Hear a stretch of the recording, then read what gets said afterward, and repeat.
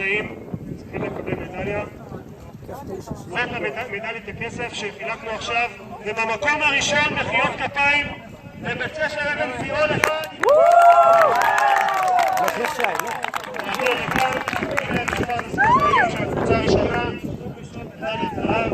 מחיאות כפיים, אני לא שומע פה.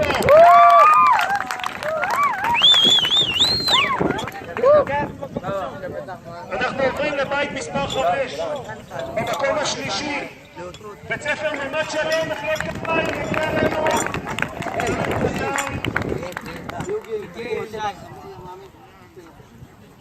נגיד להם כמה ספורטאים. שוב, מחיאות כפיים לבית ספר ממד שלום. אחד השחקנים של ממד שלום נמצא במצבו בסדר, ברוך השם. נאחל לו החלמה מהירה, סליחה. במקום השני, אני רוצה להציג את בית ספר רגבים, מספר 2. דוד מוחמד. מחיאות כפיים לבית ספר רגבים, מספר 2.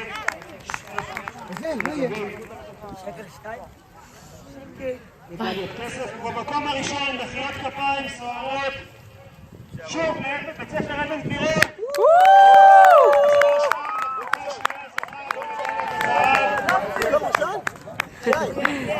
מקום ראשון.